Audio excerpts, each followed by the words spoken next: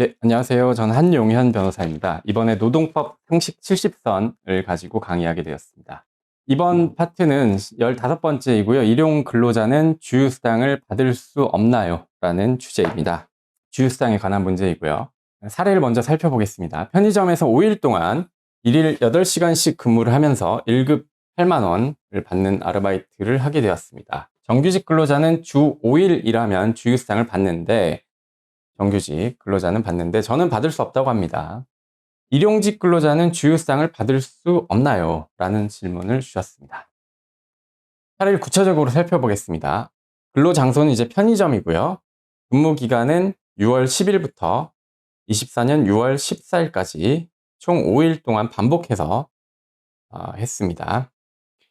근무 시간은 1일 8시간이고요. 1급 8만 원, 그리고 1일 단위 근로계약을 체결을 했습니다. 그러니까 보통 이제 아르바이트라고 하면 기간을 정해서 하는데 이 분은 매일매일 반복해서 5번을 반복해서 근로계약을 체결한 것으로 보입니다.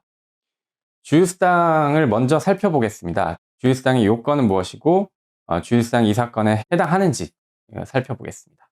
주휴수당은 일주 소정 근로일, 일주 소정 근로일 동안 개근했을 때 지급되는 유급 휴일수당을 말합니다. 자, 법적인 근거를 살펴보겠습니다. 법적인 근거. 근로기준법 제55조 제1항 보시면요. 사용자는 근로자에게 일주 평균 1회 이상의 유급 휴일을 보장하여야 한다. 일주 평균 1회 이상 유급 휴일을 보장하여야 한다라고 규정되어 있습니다. 보통 이제 1회를 보장하고 있죠. 55조 1항을 좀 더 구체화하고 있는 것이 시행령 제30조 제1항인데요. 유급 휴일은 일주 동안 소정 근로일을 개근한 자에게 주어야 한다. 개근한 근로자에게 지급해야 된다라고 규정이 되어 있습니다. 이 두 가지 조항을 합쳐보면 일주 소정 근로일 개근했을 때 지급되는 유급 휴일 수당 지급 의무가 발생합니다. 그래서 근로하지 않아도 이때는 1일분 임금을 지급해야 한다라는 것이 법적인 근거이자 주휴수당의 의미입니다. 주휴수당 지급 요건을 살펴보겠습니다. 첫 번째는 이제 근로자 신분이어야 하고요. 근로기준법상 근로자여야 합니다. 두 번째는 근로관계가 유지되고 있어야 됩니다. 근로관계 유지라는 말은 일주간, 7일간 근로관계 유지되어야 하고요. 그리고 소정 근로일 동안 개근해야 됩니다.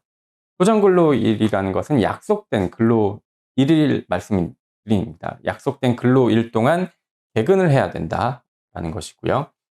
세 번째는 근로시간이 충족되어야 하는데 주평균, 4주를 평균해서 4주를 다 더해서 일주를 나눴을 때 이제 소정 근로 시간이 15시간 이상이어야 합니다. 15시간을 도달하지 않으면 초단 시간 근로자로 해당이 돼서 주휴수당은 받지 못하게 됩니다.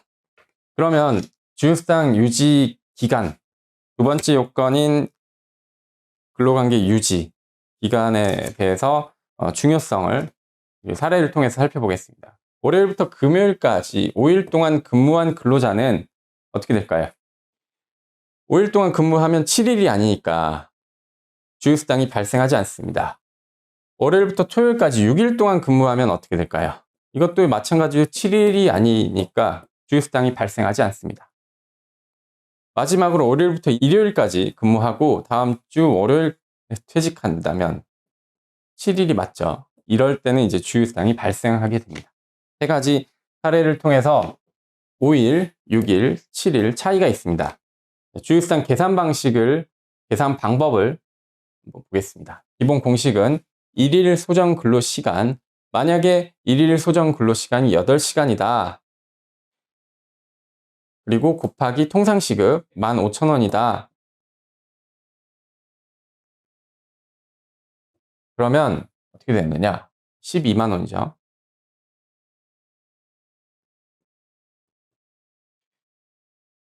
이렇게 지금 이 12만 원이 이제 주휴수당이 됩니다. 그런데 연봉제, 월급제 근로자랑 시급제, 1급제, 시급제 근로자는 좀 달리 보아야 할 필요가 있는데요. 연봉제, 월급제는 이미 주휴수당이 연봉, 월급에 포함되어 있다라고 해석이 돼서 주휴수당이 지급하지 않습니다. 그런데 1급제, 시급제는 주휴수당이 포함되지 않는다라고 해석을 해서 주휴수당을 별도로 지급할 의무가 있습니다. 지급하지 않으면 앞에서 본 것처럼 지급 의무가 있는, 법적인 의무가 있는 규정이기 때문에 임금체불이 되고요. 그러면 이제 사례를 돌아가서 일용직 근로자와 주휴수당을 다시 한번 살펴보겠습니다. 일용직 근로자는 1급제, 시급제는 아니고 1일 단위로 근로계약을 체결한 근로자입니다. 원칙적으로 보면은 1일 단위로 근로를 하기 때문에 이 소정근로 일수를 산정할 수가 없습니다. 그래서 주휴일을 부여할 수 없습니다. 그렇기 때문에 원칙적으로는 주휴수당이 발생하지 않습니다. 그런데 예외적으로 이렇게 이제 1급 일용직 근로자를 이제 반복해서 여러 번 근로를 했다. 그런데 이 근로 기간이 7일이 도달했다. 이렇게 될 경우에는 지급 요건이 충족됐다라고 보고요. 그래서 지급 의무가 존재합니다.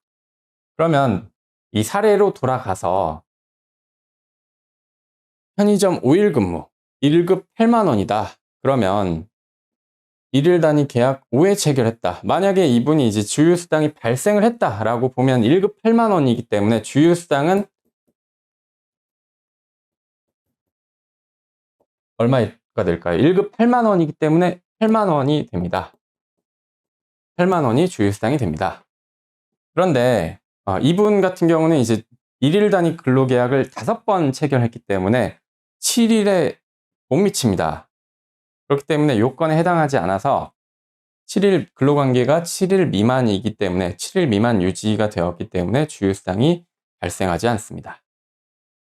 사례를 살펴봤고요. 만약에 이런 경우에 이제 주휴수당이 발생을 했는데도 지급하지 않는다라고 하면 임금체불에 해당하고요.